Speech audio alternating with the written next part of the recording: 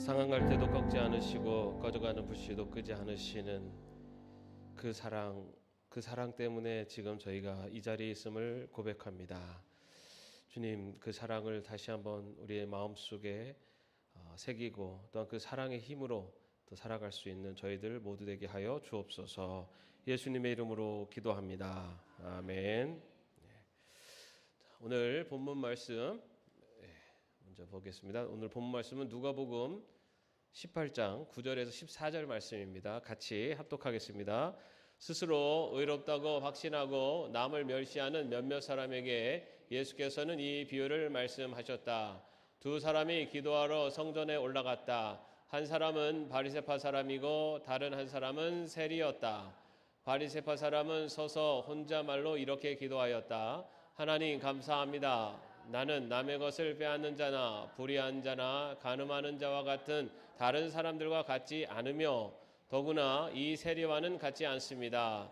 나는 일에 2번씩 금식하고 내 모든 소득의 11조를 바칩니다. 그런데 세리는 멀찍이 서서 하늘을 우러러 볼 엄두도 못 내고 가슴을 치며 아 하나님 이 죄인에게 자비를 베풀어 주십시오 하고 말하였다.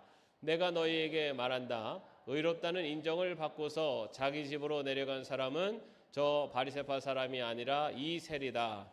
누구든지 자기를 높이는 사람은 낮아지고 자기를 낮추는 사람은 높아질 것이다. 아멘. 오늘 이 갑작스러운 폭우를 뚫고 예배 자리로 나오신 여러분들에게 갑절의 은혜가 함께 하시기를 바랍니다. 지난주에는 치사한 친구의 비유에 대해서 말씀을 나눴습니다. 지금 지난주에도 기도에 대한 이야기였습니다. 그죠? 지난주에 기도를 정말 포기하지 말고 끝까지 기도하라.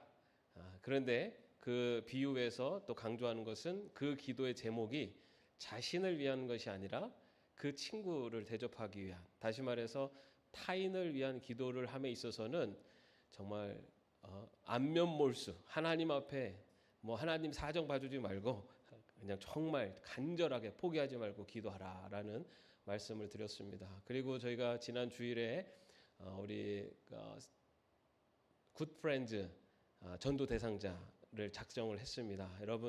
여러분들이 지금 하나님 앞에 기도하는 마음으로 올려드린 그 이름, 그 사람을 위해서 우리 그 친구처럼 인정사정 봐주지 말고 하나님께 아주 간절하게 포기하지 말고 매달리십시오. 그러면 그 매달림으로 인해서 그 친구에게 빵을 그 문을 열어주는 것처럼 하나님께서 우리의 간절한 마음을 보시고 그 한 영혼을 구원하는 놀라운 역사로 은혜로 함께 하실 줄로 믿습니다. 오늘도 기도에 대한 비유의 말씀입니다. 오늘 말씀에 보면은 바리새인과 세리, 이 바리새인과 세리의 기도에 대해서 비유로 말씀하시는 내용인데요.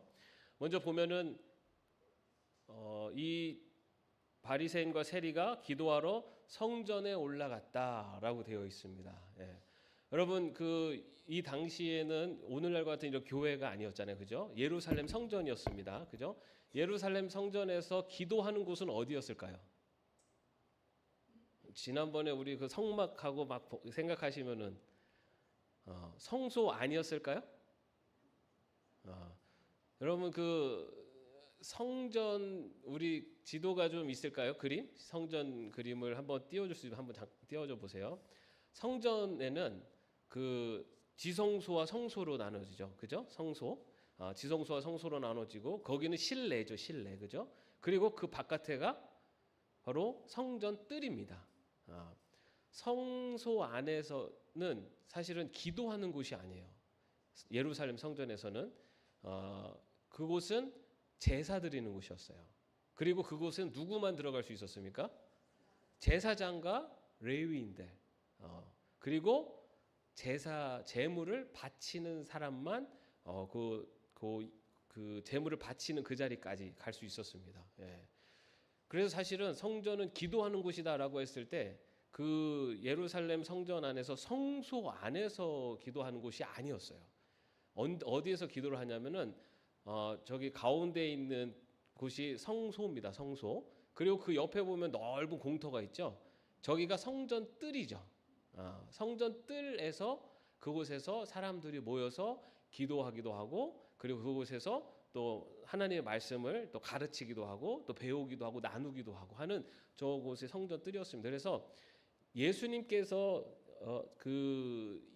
내 집은 기도하는 집이다라고 하면서 이렇게 그 상을 다 뒤엎으셨잖아요. 그 장사하던 사람들이 있었던 곳은 저 성소가 아니라 저 성전 뜰에 있었습니다. 성전 뜰에서 그러니까 다양한 모임들이 일어났어요. 근데 그곳에서 그곳은 기도하고 또 하나님의 말씀을 묵상하고 가르치는 그런 곳이었는데, 그곳에서 이제 그 재물을 파고 환전하는 그런 상행위가, 그것도 불의한 상행위들이 일어나는 것을 예수님께서 뒤엎으시면서 이곳은 기도하는 곳이다라고 말씀을 하셨죠. 자, 그런데 여기에 보면은 바리새인과 세리가 기도하러 올라갔다라고 되어 있어요. 자, 그러면은 어디로 갔을까요? 성소로 들어간 게 아닙니다.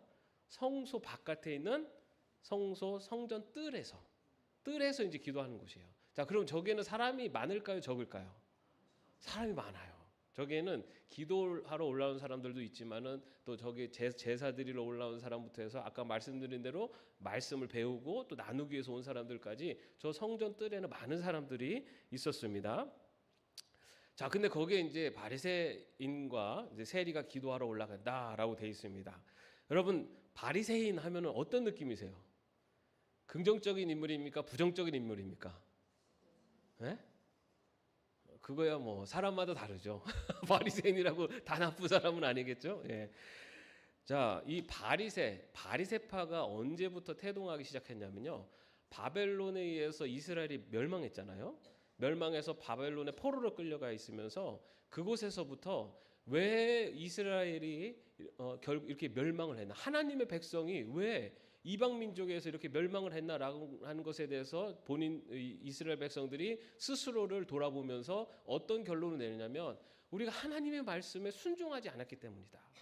하나님의 말씀에 순종하지 않았기 때문이다. 그래서 하나님과 맺은 계약을 우리가 깨버렸기 때문에 결국은 우리가 이 멸망을 하게 되었다라고 하면서, 그렇기 때문에 우리가 하나님의 말씀에 철저하게 순종하면 하나님이 우리를 다시 회복시켜 주실 것이다.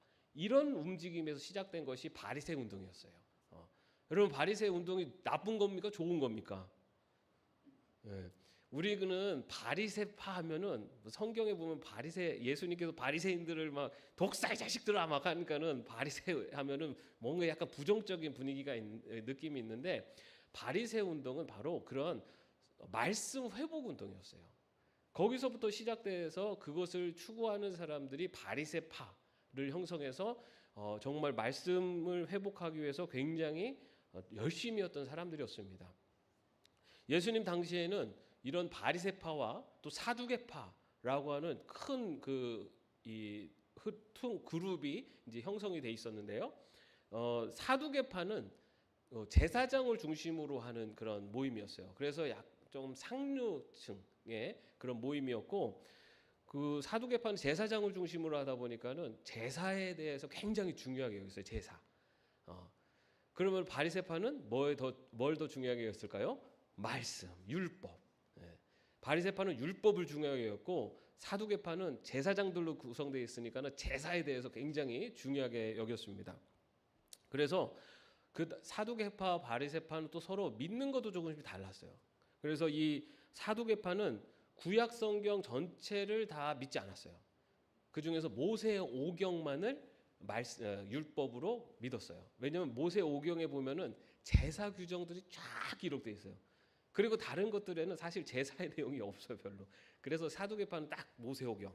그리고 바리새파는 구약 성경 전체를 다 정경으로 받아들였습니다. 그래서 그것을 믿죠. 그리고 이 사두개파는 천사나 내세, 부활, 영생 이런 것들에 대해서 믿질 않았어요.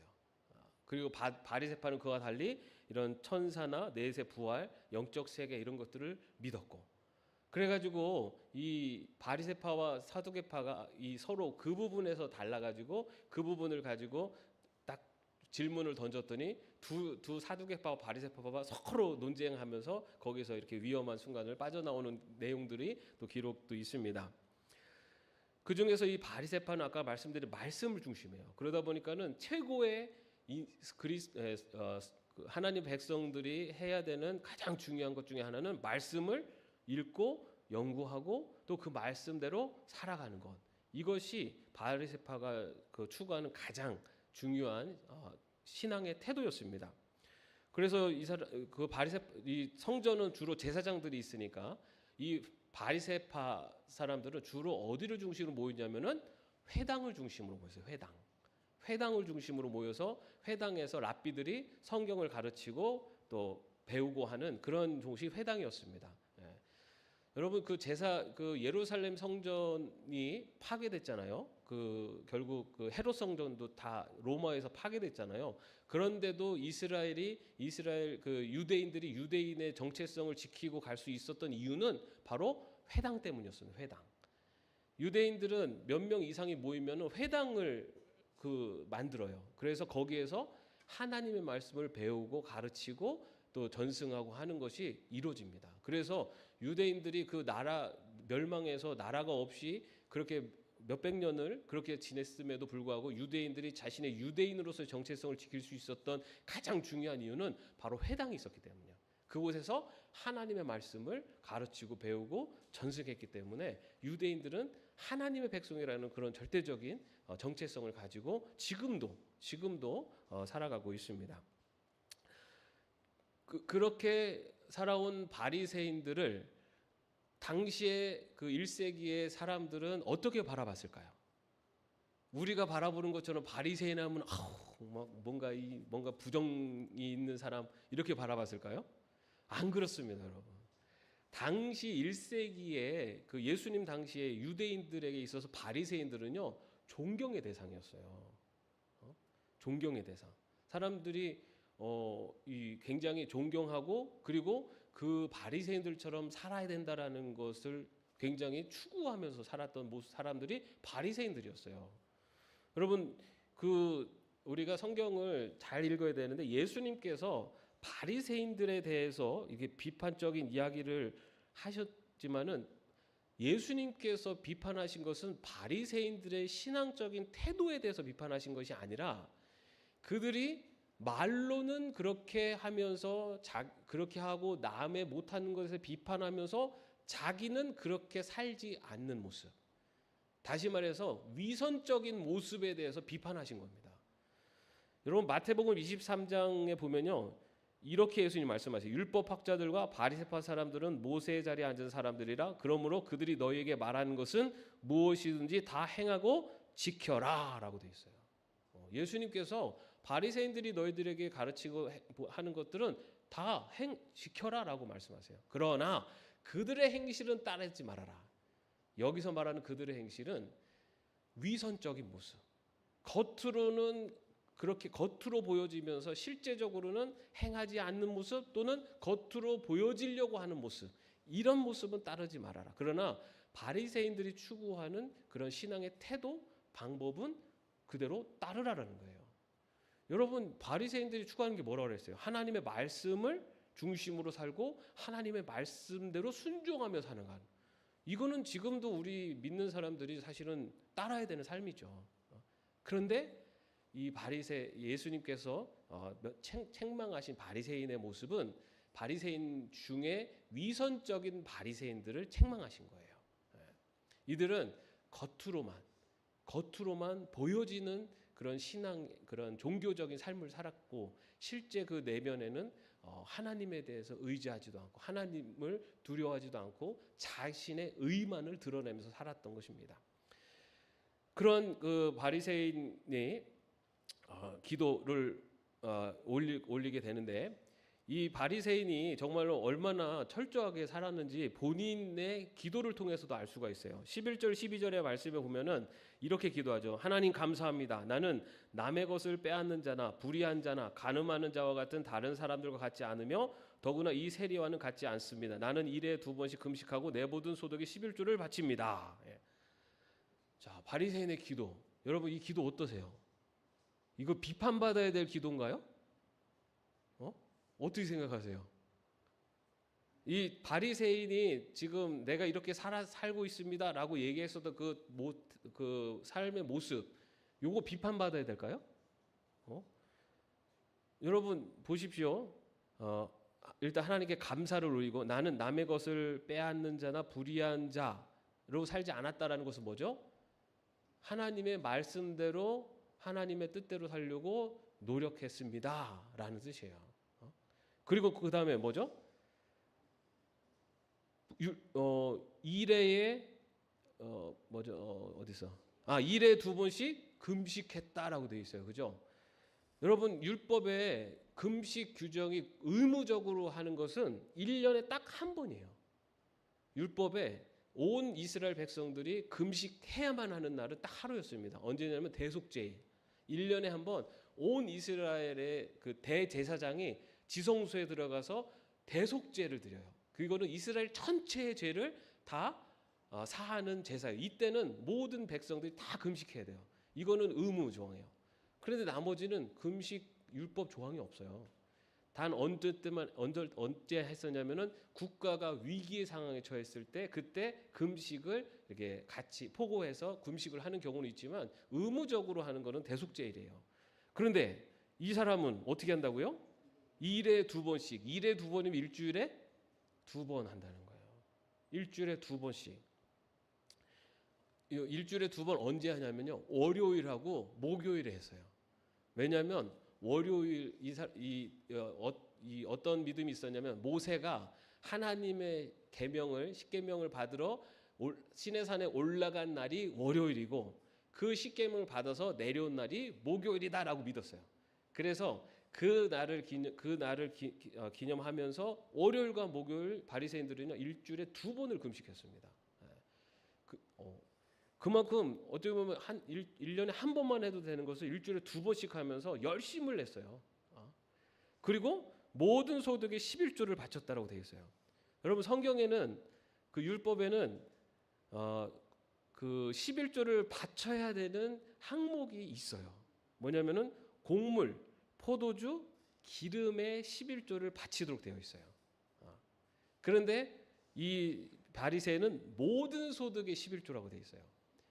그래서 마태복음 23장에 보면은 박하와 회향과 근체의 11조를 바쳤다라고 되어 있어요. 다시 말해서 11조 바쳐라고 규정된 것 이외의 것들도 자기에게 들어오는 소득을 11조로 바쳤다는 거예요. 여러분 이 바리새인을 오늘날로 말하면 어떤 성도입니까? 하나님의 말씀을 열심히 읽고 공부하고 그리고 그 하나님의 말씀대로 순종하며 살려고 노력하고 그리고 매 안식일 철저히 지키고 주일 예배 철저히 드리고 매일 기도하고 그리고 금식도 하면서 자기 경건 생활을 유지하고 그리고 헌금도 많이 하는 성도. 어떤 성도입니까? 예, 이런 성도가 바리새인이었어요. 여러분 그러면은 주변에서 어떻게 바라봤겠어요? 바리새인들이 손가락질 당하는 사람들이 아니었어요. 많은 사람들이 우리도 저렇게 살아야지 하는 그런 대상이었어요. 자, 그런 바리새인이 와서 기도를 했습니다. 그리고 또 이제 세리가 이제 기도하러 왔죠. 세리는 어떤 사람이죠? 세금을 걷는 사람이었어요. 그죠? 유대인들의 세금은 언제부터 시작됐냐면은 성막을 지으면서부터 시작이 돼요. 하나님께서 성막을 지으라고 하시면서 이제 그 성막을 지을 때 이제 유대인의 성인 한 명당 성전세를 이렇게 내도록 하면서 일종의 이제 세금이 시작이 됐는데요. 여러분 유대인들은 1년에 세금을 얼마나 냈을 것 같으세요? 유대인들 한 데나리온이 한 노동자의 하루 품삯이거든요. 그러면 1년 수입이 500데나리온이다. 만약 그렇다면은 거기에서 11조를 얼마나 낼까요? 500데나리온이면은 계산이 어려우세요? 500데나리온의 10분의 1? 50. 거기에다가 3년에 한 번씩 두 번째 11조를 또 내야 돼요. 그거를 이제 3년에 한 번씩 내야 되는데 그거를 매년으로 하면은 1년에 15데나리온을 더 내요. 그리고 뭐 천열매도 내고 또 성전세도 내고 해가지고 전체 수입의 15.2%는 종교세로 내는 거예요. 전체 수입이 15.2, 11조보다도 사실은 더 많아요. 그것을 성전을 그러니까 유대인들은 그렇게 내요. 거기다가 플러스 뭐가 들어가냐면 로마에게 내는 세금이 있어요. 로마에게 내는 세금. 그것까지 하면은 이 유대인들이 세금으로 내는 것이 약 30% 정도 됩니다. 그렇게 이제 세금을 내요. 자, 그런데 그 중에서 로마에 내는 세금은 누가 걷었냐면은 세리들이 걷은 겁니다. 종교세는 그 성전에 가서 내는 거예요. 성전에 가서 내고 그리고 뭐 이제 성전에 바치는 내용이고 그거 말고 로마 정부에 내는 것은 세리들이 걷었어요. 세리들. 그런데 이 로마인들이 그 세리를 어떤 사람을 시켰냐면은 그 민족 중에서 그 마을을 잘 아는 사람을 시켰어요. 왜 그랬을까요? 네? 세금을 많이 뜯어내야 되니까 그 마을 사람들의 가정 형편을 잘 아는 사람을 세우는 겁니다. 자, 그러면은 그렇게 세워져 가지고 세금을 걷어가는 그 세리를 그 동네 사람들은 어떻게 받겠습니까? 예뻤을까요? 미웠을까요? 예? 예쁘지 않죠. 로마의 식민지로 있는데 그 로마의 앞잡이가 돼가지고 세금을 뜯어가는 거예요. 그런데 이 세리들이 로마에 바칠 세금만 뜯어갔을까요? 아니죠. 자기들도 입말 포켓을 해야 되니까 로마에 내는 것보다 더 많이 세금을 걷어서 그것을 걷어가지고 로마의 일정량을 보내고 나머지는 자기들이 착복을 했던 겁니다. 그런데 인간의 욕심이라는 것은 한도 끝도 없어요. 사실은 로마에 얼마의 세금을 내야 되는지를 아는 사람은 세리밖에 없어요. 그래서 제가 우리 박진희 권사님 댁에 가서 세금 100만 원 내야 됩니다. 주세요. 그래요. 근데 실제로 로마에 바치는 거 10만 원이야. 90만 원 내 거야. 그래도 아무도 말 수가 없어요. 그거에 대해서 만약에 저항을 하면은 로마 군사를 데려가서 아주 막 굉장히 치도곤을 치르게 하죠.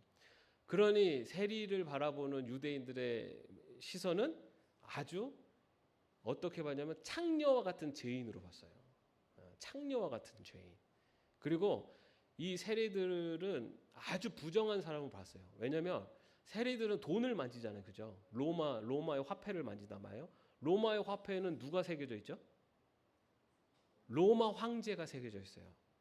그러면은 이 황제가 새겨져 있고 당시 로마 세계는 그 황제를 신으로 숭배했어요. 근데 세리는 어떤 사람이에요? 그 돈을 항상 만져야 되는 사람이에요. 그래서 아주 부정한 사람으로 그렇게 취급을 했고, 그래서 이 세리는요 유대인 사회에서 법정에서도 증인으로 세우지도 않았어요. 믿질 않았어요. 그리고 세리들하고 세리들이 내는 구제금도 받질 않았어요. 이 돈이 어떤 부정한 걸로 수입이 됐을지 모르기 때문에 그것도 받지 않아요. 다시 말해 유대 사회에서 세리는 아주 죄인, 정말 상종하지 못할 사람. 아마 우리나라로 따지면은 일제 앞잡이들. 예? 우리가 지금 만약에 일제에서 부역하던 누군가가 그 사람이 옆에서 잘 살고 있어요. 그럼 그 사람을 바라보는 시선이 어땠을까? 그거 이상으로 세리들을 아주 그렇게 바라봤습니다. 그런 세리가 기도하러 성전에 왔어요. 두 사람이 기도를 했어요. 그 모습을 보고 예수님께서 어떤 결론을 내리십니까? 14절에 보면은 내가 너에게 말한다.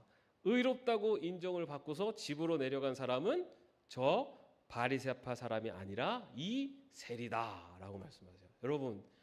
여러분 이 말씀 들을 때는 별로 우리는 충격이 없잖아요. 그죠? 왜냐하면 우리는 바리새인에 대해서 이미 바리새인들 저 상종도 못할 인간들, 예수님을 십자가에 박은 나쁜 놈들 이런 마음이 있는데 당시 1세기의 사람들은요 예수님이 의롭다고 인정받은 사람은 바리새인이다라고 할 거로 다 생각을 했었어요. 그런데 거꾸로 얘기하셨잖아요. 바리새인이 아니라 세리다. 유대인 당시에 이 얘기를 듣고 있었던 유대인들에게는요 이거는 굉장히 충격적인 이야기였습니다.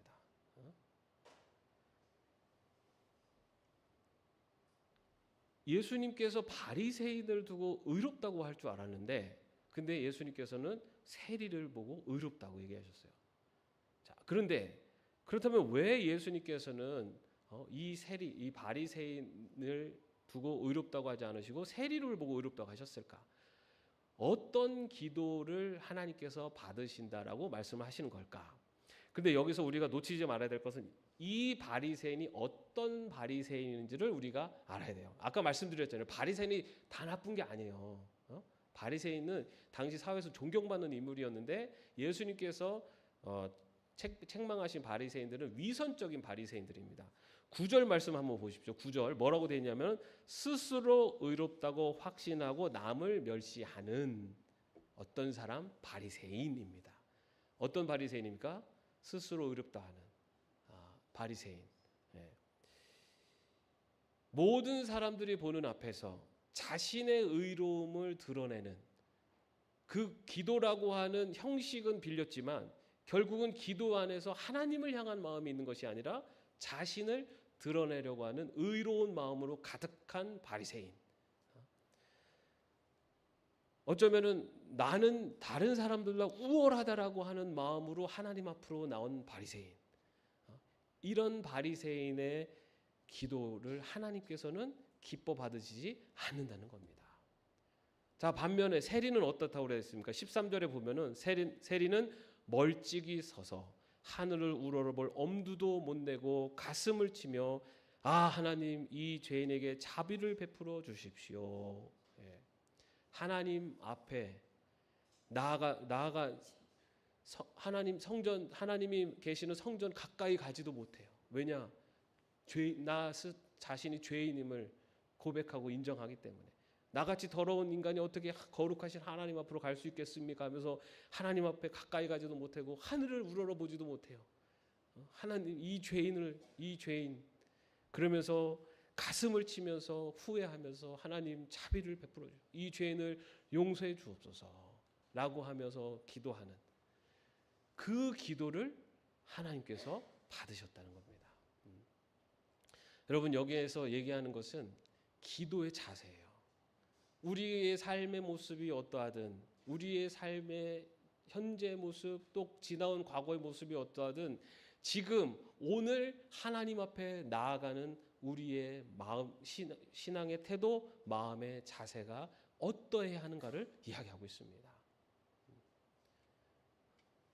남보다 우월하려고 했었던 모습 그런 모습을 그런 모습 그렇게 나오는 자를 받는 것이 아니라 하나님 앞에 나올 때는 자신의 그동안에 어떤 삶을 살았든 다른 누군가보다 더 많은 것을 이루고 많은 신앙생활을 하고 아니면 모든 어떤 것을 자랑스럽게 이야기할 것이 많이 있을지라도 하나님 앞에 나올 때 하나님이 받으시는 모습은 나는 죄인입니다 하며 하나님 앞에 무릎 꿇고 나오는 그 기도를 하나님께서 들으신다는 겁니다. 하나님 앞에 나오는 신앙인의 그 지금 오늘 그 모습을 하나님은 그 모습으로 우리를 받으신다는 거예요. 여러분 우리가 기도할 때 이 마음으로 이러한 자세로 하나님 앞에 나오기를 바랍니다. 나를 드러내는 것이 아니라 내가 지금까지 살아온 모습이 어떠하든지 간에 하나님 앞에 설 때만큼은 내가 하나님 앞에 부족한 존재임을 고백하며 하나님의 자비를 구하는 하나님의 용서를 구하고 하나님의 인도하심과 하나님의 역사하심을 바라는 낮은 자의 모습으로 나아갈 때 하나님께서는 그 기도에 응답하시고 그 기도를 기뻐 받으신다는 것입니다. 바로 그러한 세리와 같은 그러한 마음의 자세, 신앙의 태도로 하나님께 나아가서 정말 기뻐 받으시는 기도 또 기뻐 받으시는 신앙의 삶을 올려드리는 저와 여러분 모두가 되시기를 주님의 이름으로 축원합니다.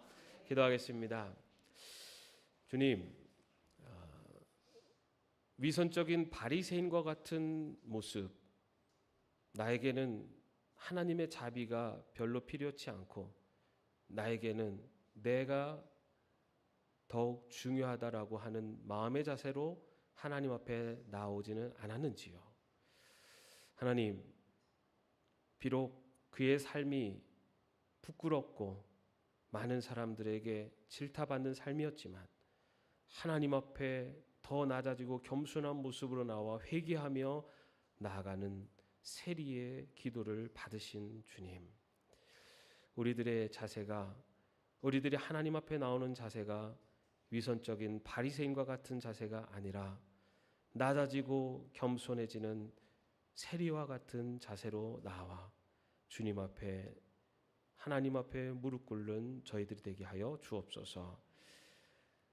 오늘 우리들의 삶 속에, 또한 우리의 기도 속에 하나님께서 원하시는 그 길로 갈 수 있는 결단하는 자리, 그리고 또한 기도하는 저희들이 되게 하여 주옵소서.